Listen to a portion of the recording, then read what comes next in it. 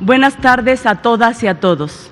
Gracias por venir a esta conferencia vespertina, donde vamos a presentar a la ciudadanía, a madres y padres de familia, a ustedes, representantes de los medios de comunicación, la propuesta educativa del Gobierno de México. ¿En qué consiste? ¿Cómo se construyó? ¿En qué vamos? ¿Sí?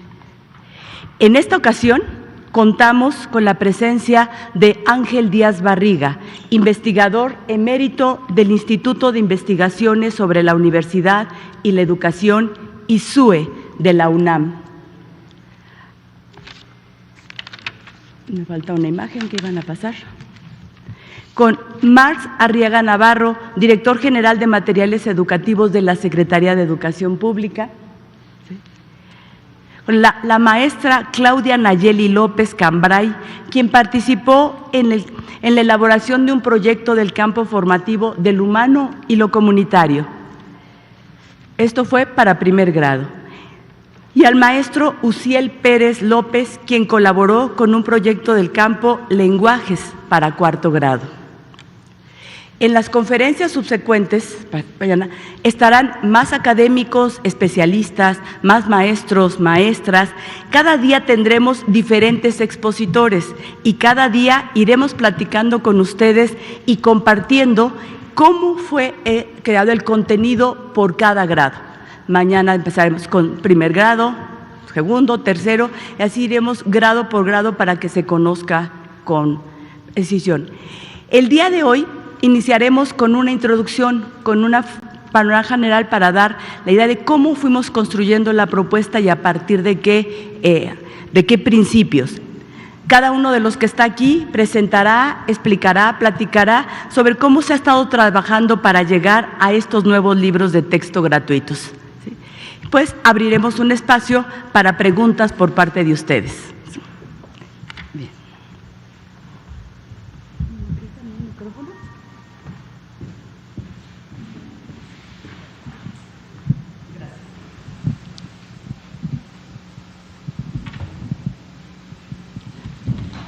En 2019 se reformó el artículo 3 de la Constitución referente a la educación, y es una educación pública, gratuita, universal, inclusiva y laica. Entre lo que dice el artículo 3 tiene establecido que toda persona tiene derecho a la educación, fundamentada en el respeto absoluto de la dignidad, con enfoque de derechos humanos e igualdad sustantiva, para desarrollar todas las facultades del ser humano y fomentar el amor a la patria, las libertades, la cultura de paz, la independencia, la justicia, la honestidad y los valores. Este es un mandato constitucional, está en el artículo 3 de la Constitución.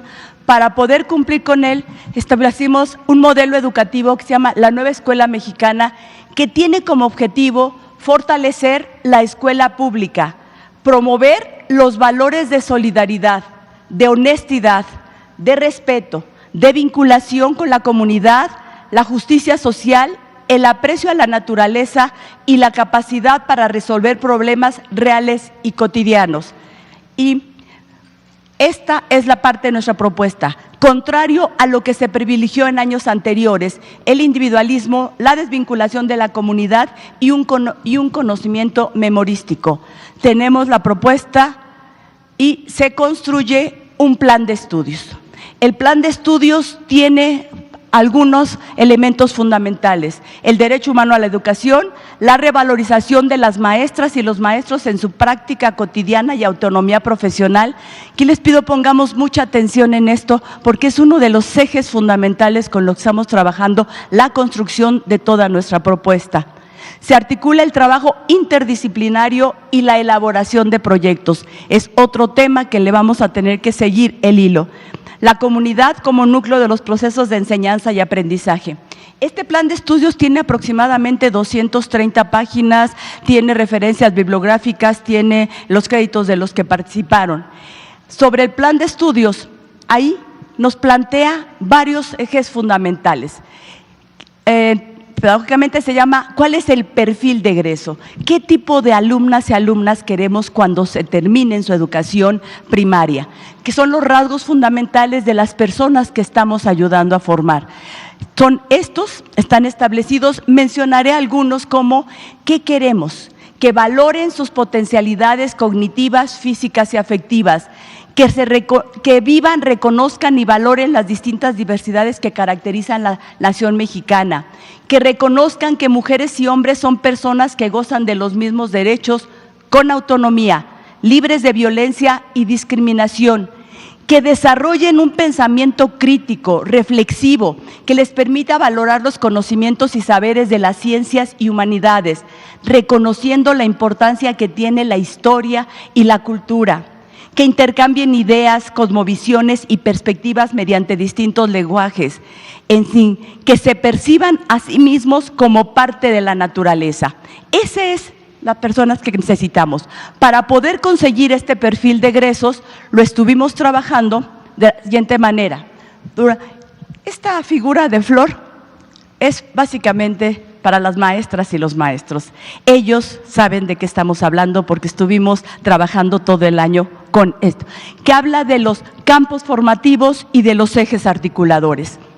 Los campos formativos son estos: saberes y pensamiento científico, ética, naturaleza y sociedades, del humano y lo comunitario, lenguajes.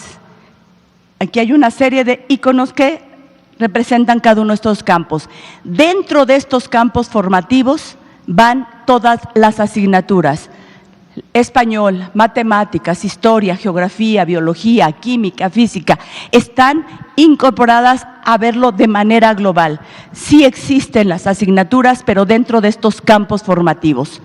Y trabajamos con unos ejes articuladores que nos permiten darle coherencia a toda la propuesta pedagógica, y es apropiación de las culturas a través de la lectura y la escritura, inclusión, pensamiento crítico reflexivo, igualdad de género, interculturalidad crítica, artes y experiencias estéticas y vida saludable. Estos ejes nos permiten ver qué tipo de persona estamos formando.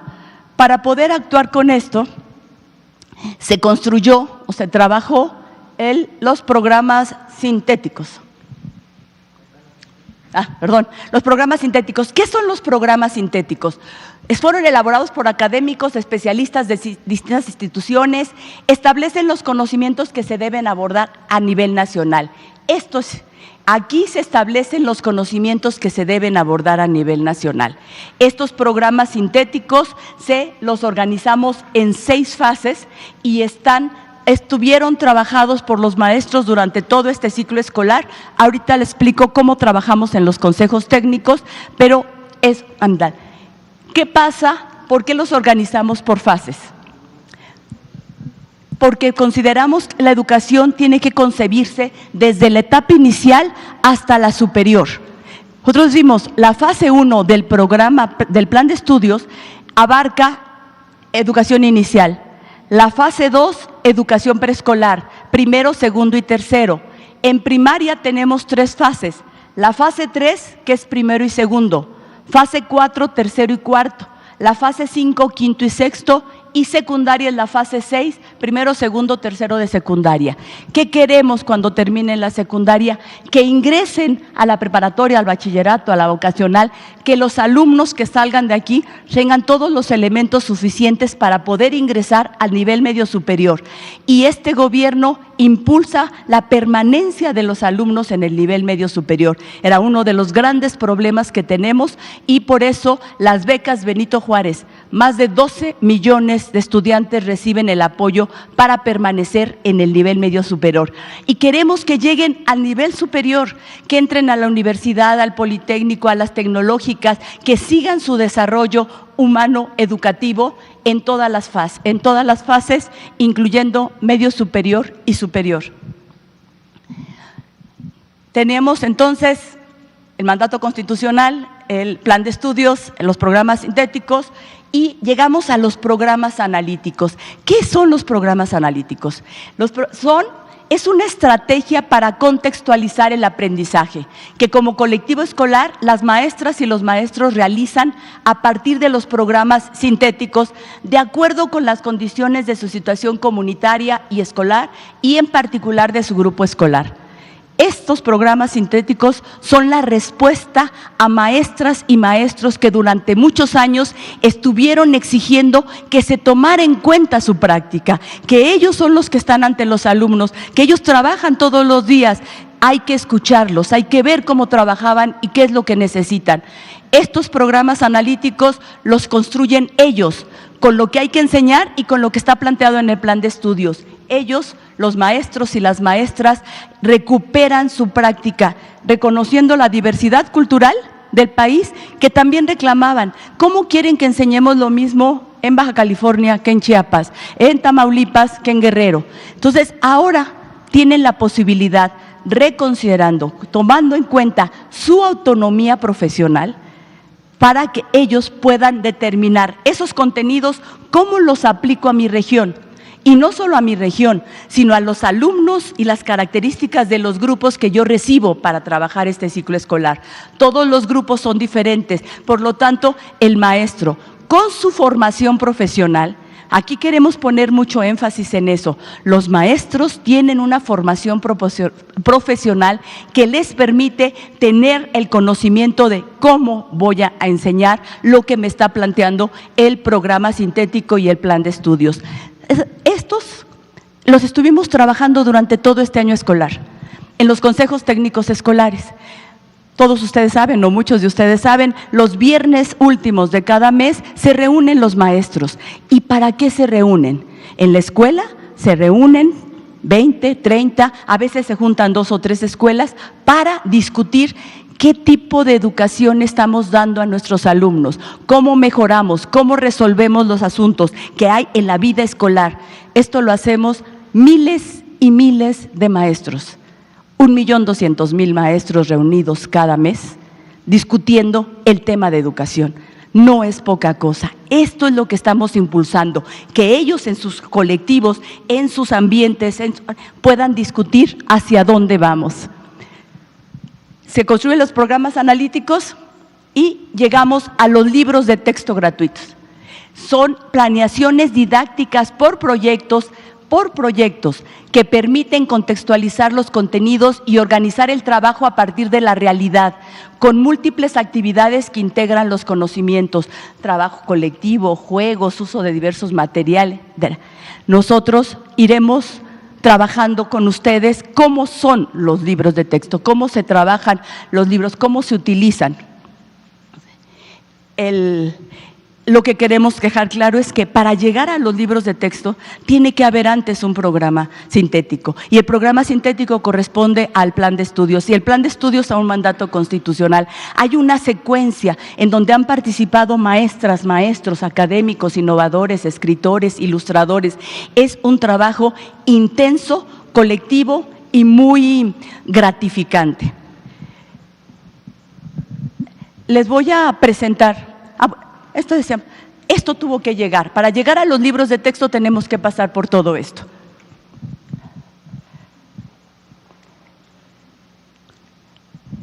Muchas gracias. Un poco más para acá. O donde ustedes… No, ustedes díganme. Sí. Para todos ustedes, para las madres, padres de familia, les vamos a informar.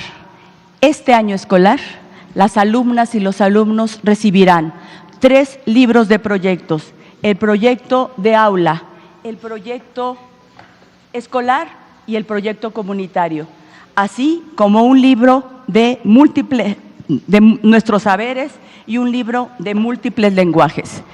Para los alumnos de primer grado tendrán un libro de nuestros saberes de palabras y trazos, para los que están iniciando en la adquisición de la alfabetización. Y para todos los alumnos de 4º, 5º y 6º recibirán una cartografía de México y el mundo, en donde podrán encontrar mapas de la República Mexicana, informaciones en relación con el mundo. Esto lo recibirán también 4º, 5º y 6º, así como un libro de México, Grandeza y Diversidad, donde se narra la historia del pueblo mexicano. Estos son los libros que recibirán los alumnos y las alumnas. Las maestras y los maestros recibirán un libro sin recetas. Aquí es un libro para polemizar, para discutir, para aprender, para cuestionar nuestra propia práctica docente. Esto es lo que se recibirá.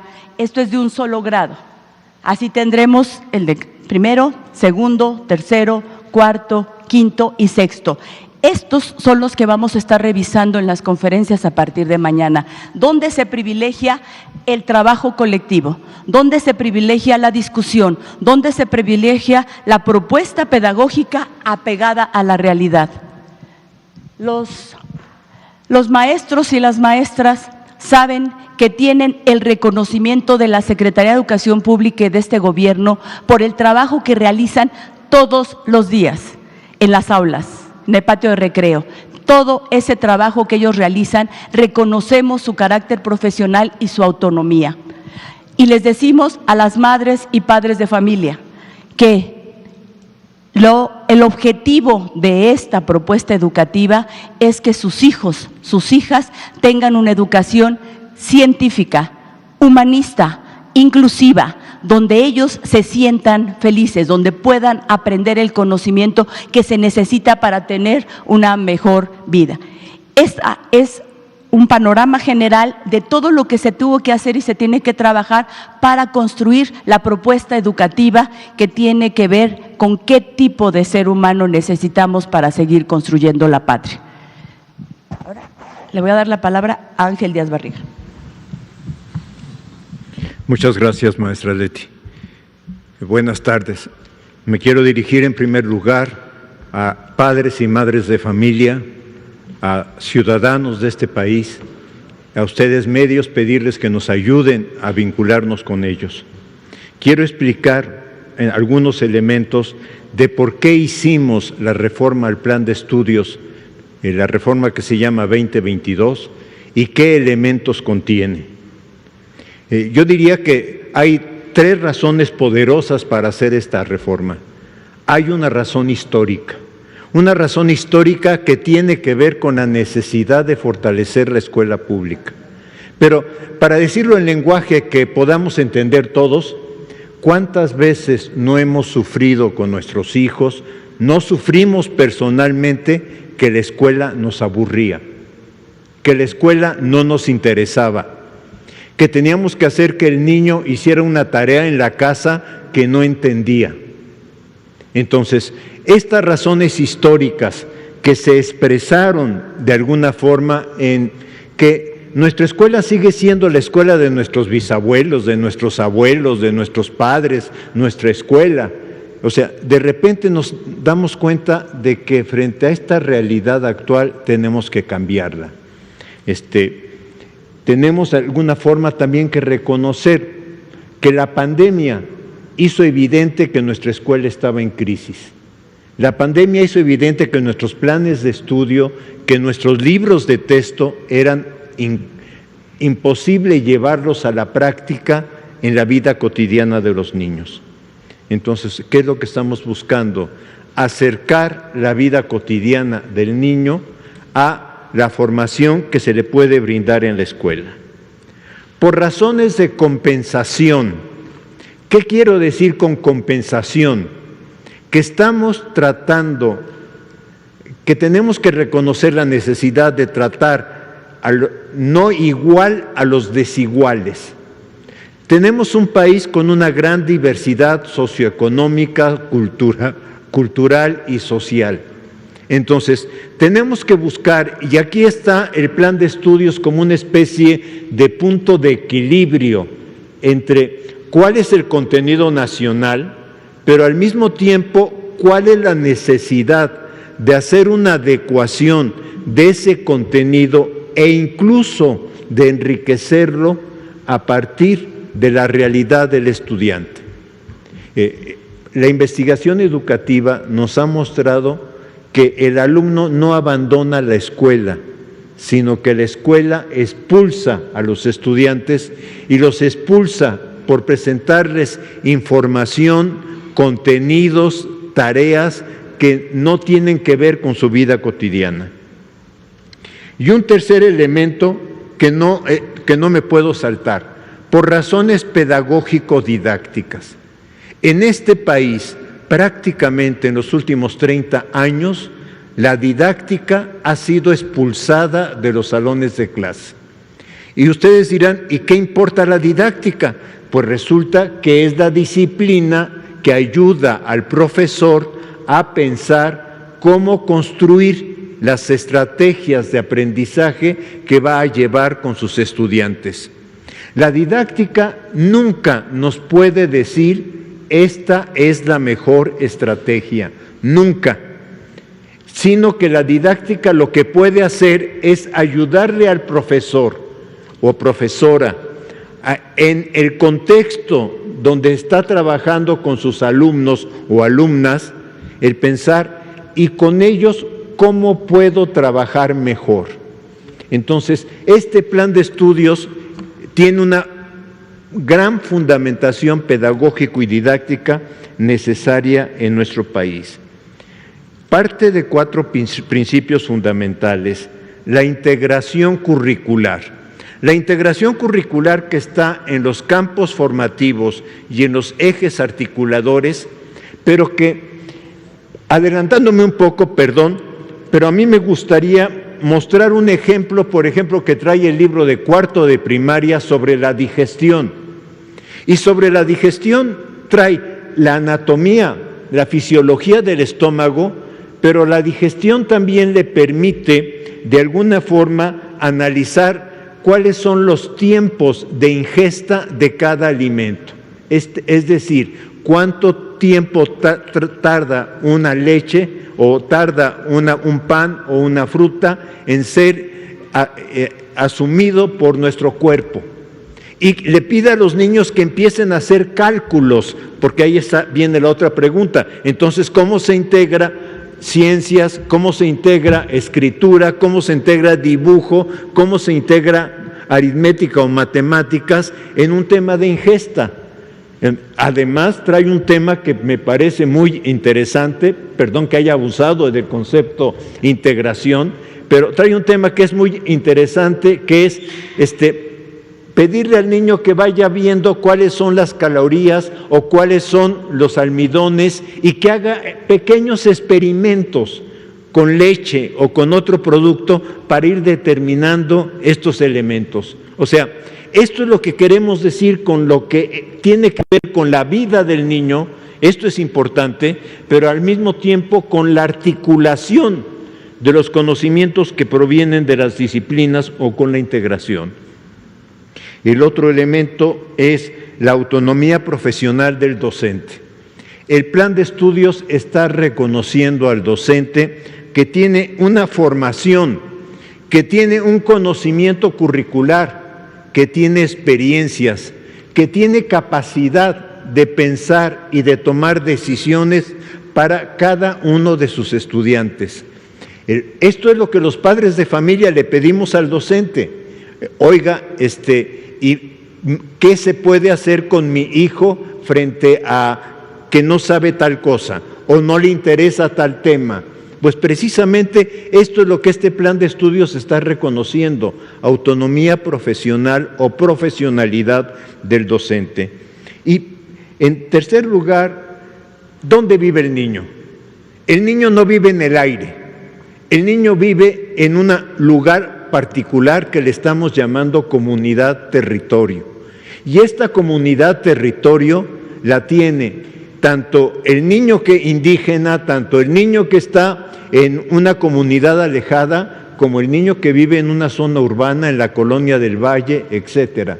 O sea, lo que queremos que el niño reconozca es que vive en un entorno y que en ese entorno tiene que realizar una convivencia con los demás y tiene que saber aprender de los demás y tiene también que aprender a respetar la cultura y las diversidades que cada uno de nosotros conlleva en nuestro desarrollo. Respetar el derecho de niños, niñas y adolescentes a la educación y al aprendizaje de acuerdo a sus condiciones. Desde enero a junio, como lo ha relatado la maestra Leticia, desde enero a junio los maestros han trabajado en colectivo en sus consejos técnicos escolares, han trabajado los programas sintéticos. Los programas sintéticos han sido objeto de codiseño curricular y son la base de la conformación del programa analítico. Quisiera aclarar una cosa. ¿Qué queremos entender por codiseño y por programa analítico? Queremos entender esto que los maestros habitualmente hacemos, que es adecuar lo que dice el plan de estudios a la realidad que tenemos en el trabajo cotidiano del aula. El programa analítico nunca podrá ser fijo, nunca podrá ser un programa que ya lo hice y ya lo terminé. No, en cada etapa, porque así lo vivimos, de repente a mí me dicen, ¿y cómo va a ser el programa analítico para el mes de noviembre de este año? Pues no lo sé, porque no sé qué cosas estén pasando en México en el mes de noviembre o qué cosas estén pasando en la comunidad en el mes de noviembre, que sean los elementos, los problemas articuladores desde los cuales se vaya construyendo el proyecto de trabajo que articula los 4 campos formativos con los 7 ejes articuladores, que es un trabajo complejo para los docentes, es un trabajo complejo y por eso festejamos que todo este año lo hayan hecho, y yo digo que lo han hecho con mucho entusiasmo. Tenemos mucha evidencia del entusiasmo con lo que los compañeros docentes han tomado esta tarea. ¿Qué contiene el programa sintético? El programa sintético contiene un panorama de los contenidos de cada fase del plan de estudios. Y a mí me importa mucho este panorama porque a veces los maestros necesitamos una especie de mapa de ruta. Entonces tiene los 4 campos formativos y tiene los contenidos disciplinares de cada campo formativo. Me parece que a veces le pedimos al libro de texto lo que le tendríamos que pedir al programa analítico, que es el que contiene la definición de los conocimientos disciplinares que cada campo formativo debe de trabajar, pero no están ordenados en secuencia, sino que precisamente se le pide al profesor que de acuerdo al proyecto y de acuerdo a la condición de cada grupo vaya haciendo la articulación de estos saberes, de estos conocimientos. Describe los 4 campos formativos y establece una vinculación entre contenidos y los problemas que se pueden trabajar. Esto de alguna forma respeta la autonomía docente, una autonomía que ya ejercen los docentes desde hace mucho tiempo, pero lo importante es que este plan de estudios por primera ocasión dice hay autonomía profesional del docente. El codiseño y la conformación del programa analítico consiste en la discusión que el colectivo docente hace de qué está pasando en su escuela, de qué está pasando en el entorno de su escuela, de cómo están respondiendo los niños ante los proyectos, ante su proceso de aprendizaje. Y es en ese momento, y por eso digo que el programa analítico no es fijo, es en ese momento donde el programa analítico se replantea, se reestructura y del cual el maestro va a derivar la forma en cómo va a organizar su trabajo didáctico. En este sentido, este plan de estudios está establecido como un plan de estudios vivo. La Secretaría de Educación Pública cumple con la obligación constitucional al establecer un plan de estudios, al establecer contenidos nacionales, pero dice esto va a ser vivo, porque en cada escuela va a recibir las adecuaciones que requiera para su funcionamiento. Y finalmente se establece la evaluación formativa. En este país no se había trabajado con rigor la evaluación formativa. La evaluación como un proyecto de trabajo en la escuela, La evaluación formativa como algo que acompaña paso a paso el aprendizaje de los niños y niñas. La evaluación formativa como algo que el docente, al ir percibiendo cómo va avanzando su grupo, va devolviéndole al grupo situaciones, problemas o reflexiones que le permitan mejorar su trabajo. En este sentido, lo que estamos pensando, lo que estamos construyendo es un plan de estudios, un proyecto educativo.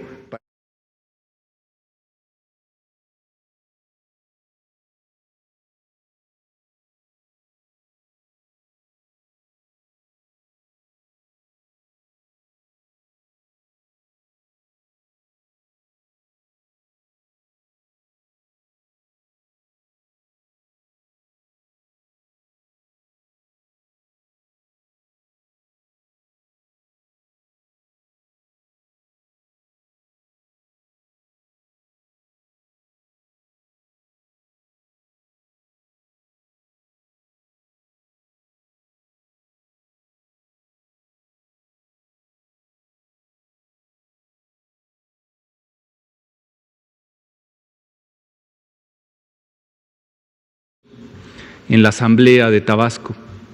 Ahí, después de algunas horas de estar trabajando sobre cómo deberían ser los libros de texto, cómo debería ser el plan de estudios, los programas analíticos, el compañero Fernando Díaz Cruz cayó desplomado y murió de un infarto en medio de la asamblea.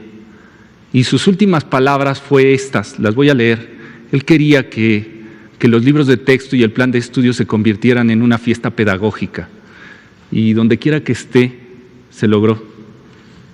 Él dijo, el profesor estaba a punto de jubilarse, había logrado ser jefe de departamento técnico pedagógico de educación física en Tabasco, y sus últimas palabras fueron: si el maestro está bien, van a estar bien los niños. Debemos convertir la práctica educativa dentro de las aulas y las escuelas en una fiesta pedagógica, en donde los niños quieran regresar al otro día. Así que lo logramos. Se deben de sentir muy orgullosas, maestras, maestros de todo el país, porque todos contribuimos, todos los que estuvimos en aquellas asambleas, los que nos organizamos y empujamos para que hubiera este cambio, y que ahora lo vemos reflejado en estos libros de texto, somos parte de esta transformación. Esta transformación que, como lo decíamos en la asamblea, tenía que frenar la privatización que se estaba dando en la educación. El libro de texto no podía convertirse en un producto, no debería ser un negocio la venta de los libros, y los maestros lo sabían. Ellos buscaban no una herramienta que los convirtiera en operadores, en unos técnicos de la educación, sino buscaban que aquel libro de texto se convirtiera en una herramienta que los dignificara. Porque la dignificación del maestro no va exclusivamente en el aumento de los salarios, sin duda, se requiere que se aumenten los salarios, pero también se requiere que las condiciones laborales, que las herramientas que tienen lo dignifiquen, que lo traten como un profesional, no como un operador, no como una maquila donde entra un insumo y sale un producto. Debemos tratar a la educación desde una cuestión humanista. Y eso hicieron los maestros, frenaron esta privatización que iba avanzando, convirtiendo al libro en un producto. Y por último, ya para entrar en los datos duros que seguro quieren conocer, también lo logramos en la Estrategia Nacional de Lectura. Hace 5 años nos dimos a la tarea de hacer leer a México. Lo hemos intentado por 5 largos años. Se han regalado miles de libros. Se han hecho proyectos editoriales que no tienen comparación con otros sexenios. Y hoy con este libro de texto podemos decir que hasta los conservadores están leyendo. Y le agradecemos a todos aquellos que han dicho infamia sobre los libros de texto porque han sido nuestros mejores promotores. Todavía no salen los libros de los almacenes regionales y ya los consiguieron ellos y los están leyendo con un detalle, buscando errores, buscando comas mal puestas, buscando manos de 6 dedos como pasó en sus sexenios, y no las encuentran porque no las hay. Se hizo con el corazón estos libros y hay muchas virtudes en ellos y ya los veremos. Pero yo sé que muchos de ustedes se han de preguntar, bueno, ¿y cómo hicieron los libros? ¿Cuál fue esa trayectoria? Y vamos a dar cuenta de ella. Compañeros, si me ayudan con la presentación. Bien. ¿Cuánta gente participó? 1998 maestros participaron en la creación de esta familia de textos. Se hizo una convocatoria abierta donde podían participar maestros frente a grupo, maestros jubilados, cronistas, bibliotecarios, especialistas, todo aquel que tuviera el corazón noble, el que quisiera ver esos libros de texto como una herramienta que dignificara el trabajo del magisterio se apuntó. De esos 1998 que se registraron, 416 llegaron a ser publicados ahora en la familia que observan. De esos 416 se hicieron 925 revisiones de los trabajos que entregaron los 1998 maestros innovadores. Y lo que vemos en la familia de primaria son 33 libros terminados, concluidos. Ahora vamos a la siguiente diapositiva. ¿Cuáles son las acciones de esta transformación? Porque no podemos tener transformación sin acción, es base de la pedagogía crítica. Estamos moviéndonos de un paradigma positivista, hermenéutico, que se centra en el dominio de contenidos, hacia un paradigma que se centra en la transformación de los problemas sociales. Pero para lograr una transformación se requieren acciones. En el caso del proyecto del libro, ¿cuáles fueron las acciones que detonaron el que hoy tengamos aquí frente a nosotros los libros de texto? Son las siguientes. Primero, 32 asambleas nacionales donde se hizo el diagnóstico del plan de estudios y de cómo debería ser la familia de libros de texto, tomando en cuenta el desarrollo histórico de los libros, la privatización de los mismos, el trabajo editorial que se ha llevado, las transnacionales, la tropicalización de aquellos materiales. Se consultaron después a las familias en todo el país para saber qué pensaban de la nueva escuela mexicana, es decir, hubo una consulta para los tutores. Después, ¿qué más se hicieron? Convocatorias abiertas para todos los maestros que quisieran participar. Después integramos grupos donde reflexionamos, hicimos grupos de formación donde se desarrollaron espacios de creación horizontal del conocimiento, es decir, donde fuimos discutiendo cuestiones técnicas, cuestiones pedagógicas, cuestiones didácticas. Se hicieron diálogos con especialistas y después, cuando ya teníamos diseñado el modelo, volvimos a salir.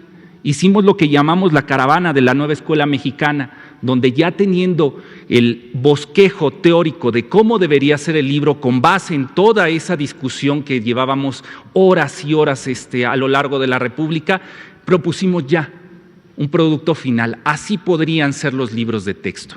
Salimos a algunos estados, a 12 de ellos, para discutirlo, en el norte del país principalmente. Después ya hicimos más mesas con especialistas para ir perfeccionando y terminamos con tutorías de acompañamiento con el equipo de la Dirección General de Materiales, a la que le mando un fuerte abrazo, a todos los compañeros editores, a todos los compañeros tutores que acompañaron y que hoy son blanco de burlas en los medios de comunicación. A todos ellos les mando un fuerte abrazo, ánimo, siéntanse orgullosos por el trabajo que acaban de realizar. Bien, sigamos a la siguiente diapositiva. De febrero a marzo del 2022, en las primeras asambleas, números que no lo cree nadie, ¿no? Porque habla del movimiento que se hizo. 1.035.121 maestros participaron en las asambleas. 32 asambleas a nivel nacional se desarrollaron. No hubo un estado que frenara el ejercicio. No hubo ninguno. Guerrero, hicimos la asamblea en Guerrero. En Michoacán también se desarrolló la asamblea. En estados del norte conservadores, como el caso de Chihuahua, también realizamos la asamblea. Pusimos un drive, un cuestionario donde los maestros pudieran participar, no solo con la mano alzada y decir lo que ellos pensaban, sino dejar por escrito lo que ellos pensaban de la nueva escuela mexicana. ¿Cuánta gente participó en ese drive? 109.089 personas respondieron el instrumento que diseñó la dirección sobre el programa de estudios y la la nueva familia de libros de texto. Ahora, si queremos más evidencia sobre aquello, 23 de esas asambleas quedaron grabadas en YouTube, están ahí. Lo que hablamos de 147 horas con 49 minutos de transmisión. Al día de hoy tenemos 379.970 reproducciones y 304.498 comentarios de la gente que estuvo observando esos contenidos, y están ahí para que lo puedan consultar. 8.617 likes que dieron solamente en las redes oficiales, porque hay que decirlo, el magisterio, como si fuera una cuestión viral, lo subía a sus redes sociales, sacaba fragmentos de ahí, y llegó un momento en que fue imposible darle seguimiento al impacto que tenían los contenidos que se habían desarrollado.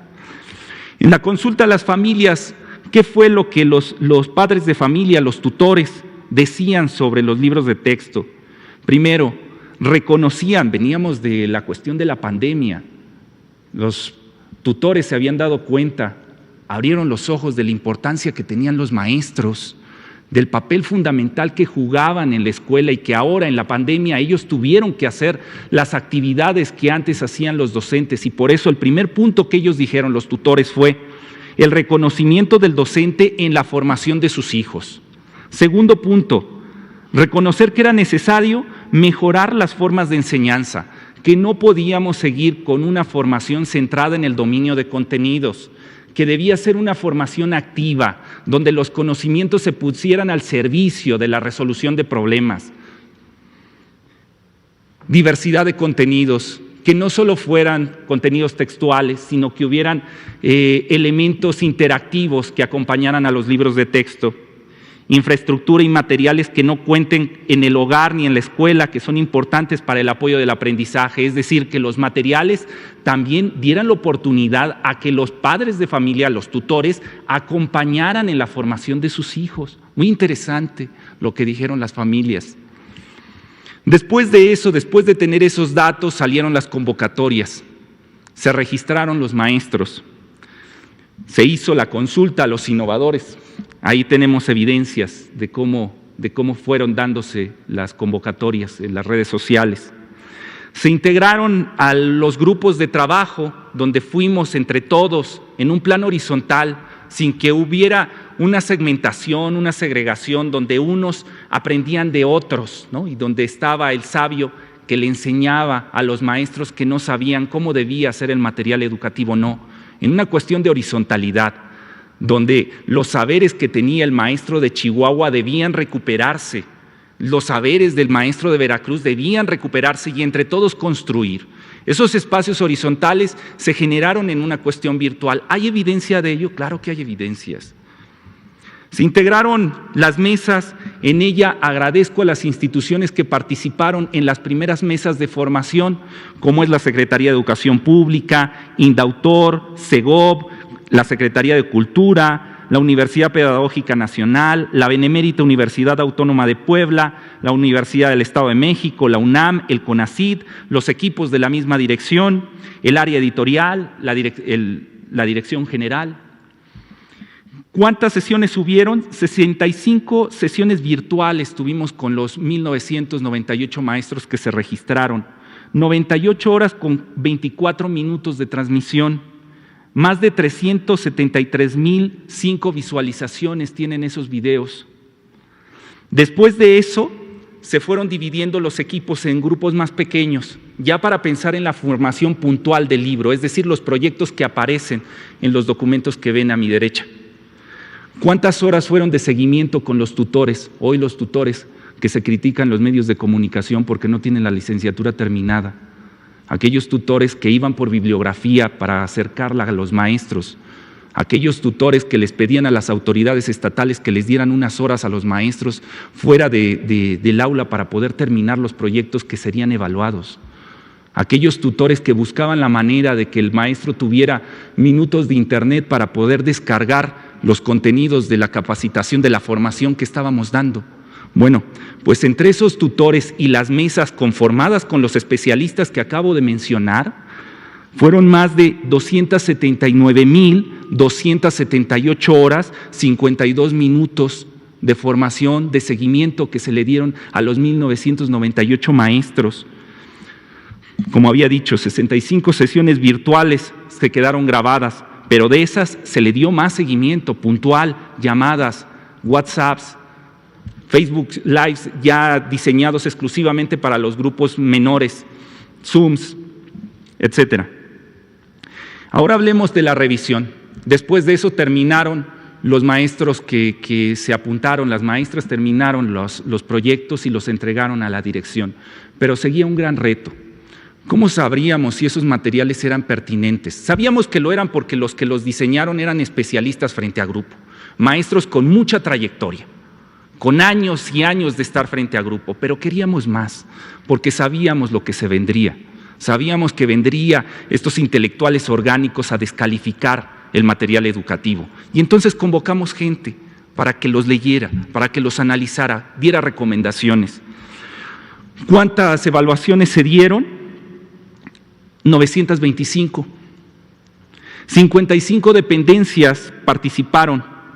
De la fase 3, que estamos hablando de primero y segundo de primaria, fueron 418 revisiones. En el caso de tercero a sexto de primaria, que nos ocupa en estos días, en estas semanas, la familia de primaria, fueron 507 revisiones de los especialistas. Como ven, la que sigue, como ven en la gráfica, participó todo el país.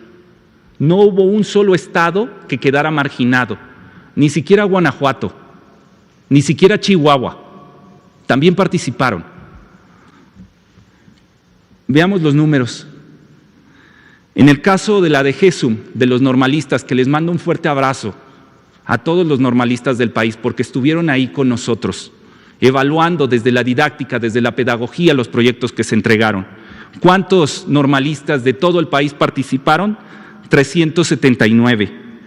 ¿Cuántas autoridades educativas, ya sea estatales o federales? 285. De CONAPACE, 28. De la Universidad Pedagógica Nacional, que también le agradecemos mucho a la pedagógica, 12 personas se integraron. Del CONACYT, un abrazo al CONACYT, 90 investigadores nacionales estuvieron acompañándonos.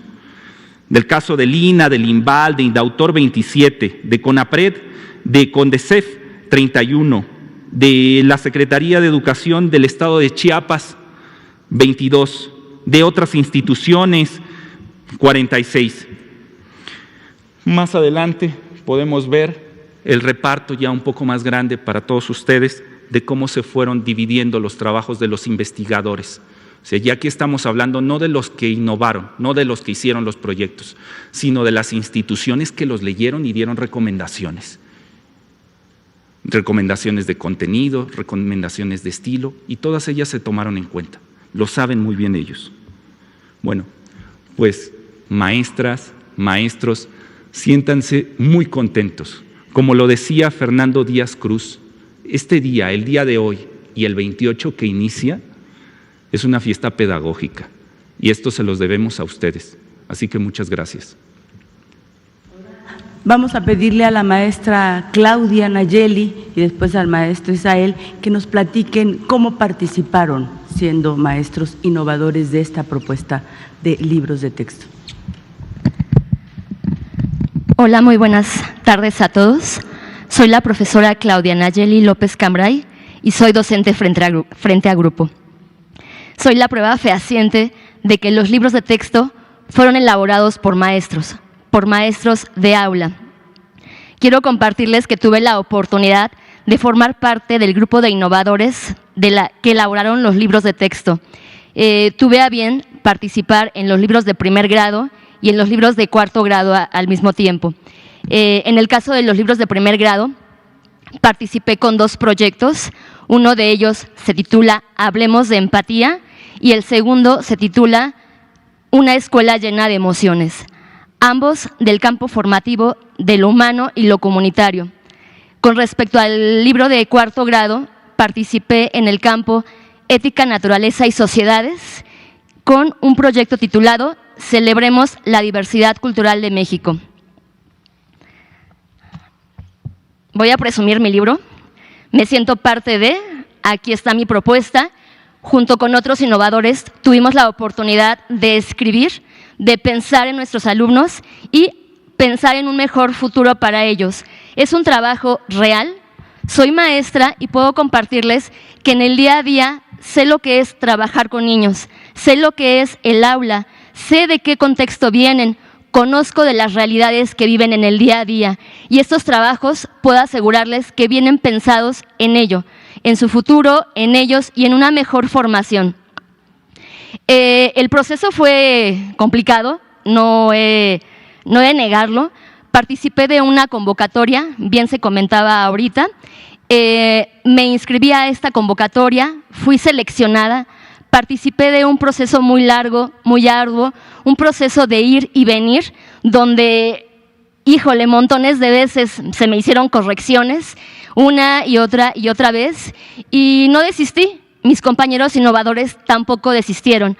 Aguantamos, fuimos acompañados por académicos, por especialistas, nuestros coordinadores también estuvieron ahí al pendiente de nosotros, siempre fue un acompañamiento a la par. La dinámica fue intensa, de verdad, no dormíamos de pronto, las exigencias eran muy altas y al término del proceso, pues la sorpresa fue saberme elegida, saber que uno de mis proyectos, 3 de mis proyectos iban a formar parte de los libros y me siento congratulada por ello. Fuimos capacitados también, debo de decirlo, en conferencias, en reuniones, webinars, todo este tiempo fue intenso, no nos quedamos solitos, estuvimos acompañados y bueno, fue un proceso largo. Quiero compartir también que formé parte de las asambleas que se comentó en este momento. Yo soy egresada de la Benemérita Escuela Nacional de Maestros y tuve a bien participar en la asamblea que se llevó a cabo en esta institución. Allá fui yo llevando mis ideas, mis propuestas. He de decir también que no solamente fueron mis ideas, conmigo siempre vienen las voces de mis alumnos, los que me conocen, los que me han visto, los que me han vivido, los que me han escuchado, los padres de familia que me han acompañado y allá fueron ellos también junto conmigo. Estas ideas son de ellos porque es lo que vivimos en el día a día.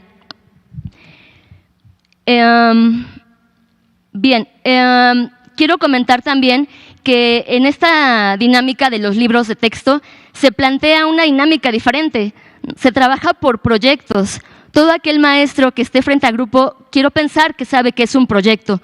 Los proyectos siempre parten de problemáticas de nuestro contexto, situaciones reales.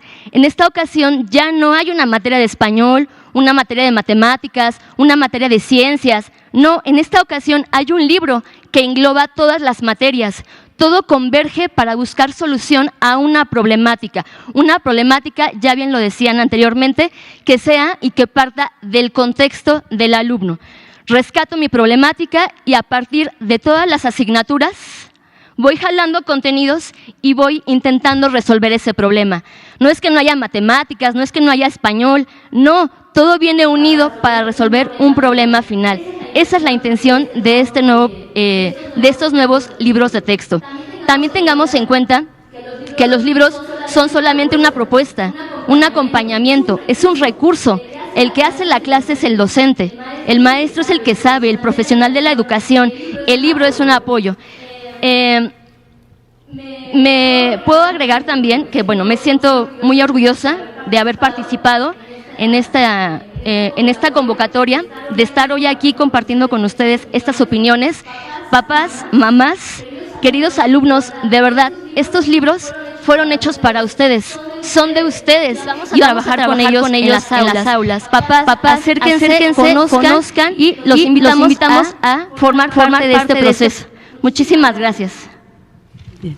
Maestro Uciel, por favor, comparte su experiencia. Claro.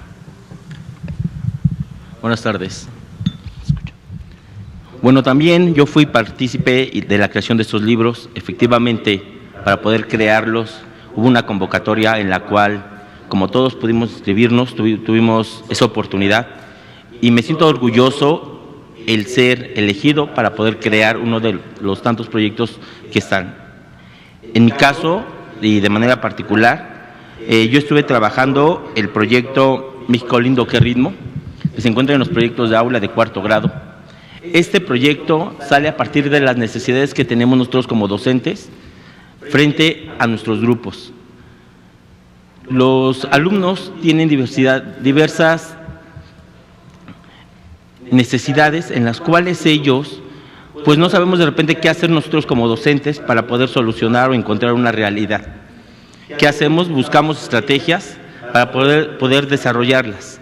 En mi caso y en el caso del proyecto, vimos que normalmente en la época de mayo hacemos festejos para el Día de la Madre y en ocasiones solamente repetimos lo que está ya escrito, lo que ellos ya tienen vivido. En esta ocasión ellos iban a escribir, o ellos escribieron sus primeros poemas, sus primeras poesías, y por qué no, algunas de esas poesías las crearon como canciones. Al darme cuenta de que esto puede ser funcional, y no solamente en mi comunidad, sino en varias partes de nuestra entidad, de nuestro país, pude darme cuenta que tenemos diversas necesidades de acuerdo a las características que tengamos nosotros. Pude darme cuenta también que el crear, el poder desarrollar cada uno de los proyectos que vienen en los libros de texto va a tener en cuenta, pero sobre todo vamos a ver las necesidades que requiere el alumno. Efectivamente, ya lo comentaba la maestra Claudia, dejamos las asignaturas de un lado para que los campos formativos se vuelvan de una manera integral el trabajo colectivo de nuestra sociedad. Todos trabajamos en comunidad. Todos somos parte de un entorno y todos necesitamos de todos. Y por ello invito a los padres de familia, a los alumnos, que trabajen con sus libros, que los ocupen de acuerdo a las necesidades y que cada maestro va a ser el mejor arquitecto de desarrollar un proyecto. Muchas gracias. Gracias, maestro. Bien. Hay muchas personas que nos han pedido tener los libros de texto, poderlos revisar.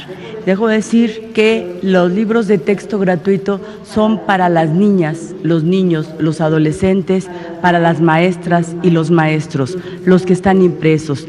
Tenemos impresos casi 100 millones de libros que están distribuyéndose en los almacenes regionales para que puedan ser entregados para el inicio del ciclo escolar 2024-25. No, 2023-2024. Empieza el 28 de agosto, es de 2023 al 2024. Pero sabemos que ustedes los quieren conocer, los quieren revisar, los quieren ver. Por eso, la Comisión Nacional de Libros de Texto Gratuito, que dirige la compañera Victoria Guillén, y que de manera se encargan de una vez trabajados los libros, de una vez elaborados, se entregan a la CONALITEC, se imprimen y se distribuyen. Por eso les estamos diciendo que es un trabajo colectivo desde la concepción de qué tipo de educación queremos, cómo la construimos. Trabajan los libros, ya están impresos, se están distribuyendo. La CONALITEC ha puesto a nuestra disposición a partir de hoy a las 5 de la tarde en la página http://libros.conalitec.gov.mx. Los libros de educación primaria están ahí para que todos los puedan ver, para que todos los puedan revisar, para que todos puedan hacer uso de ellos. Eso está a partir del día de hoy. Queremos informarles porque hay trabajo colectivo, hay dedicación, hay compromiso, hay un reconocimiento total, pleno, a las maestras y a los maestros y a su trabajo cotidiano y a lo que hacen todos los días en el aula, los que participaron como innovadores y los que no participaron como innovadores, los que estuvieron en asambleas o los que estuvieron discutiendo en los consejos técnicos escolares, los que están al pendiente. ¿Y qué nos dicen las maestras y los maestros que hemos estado visitando en las escuelas? Es un reto, sí, es un reto, pero lo aceptamos. Vamos por ese reto porque tenemos un objetivo y el objetivo es el bienestar de niñas, niños y adolescentes. Hay un proyecto educativo humanista y científico para todas y todos.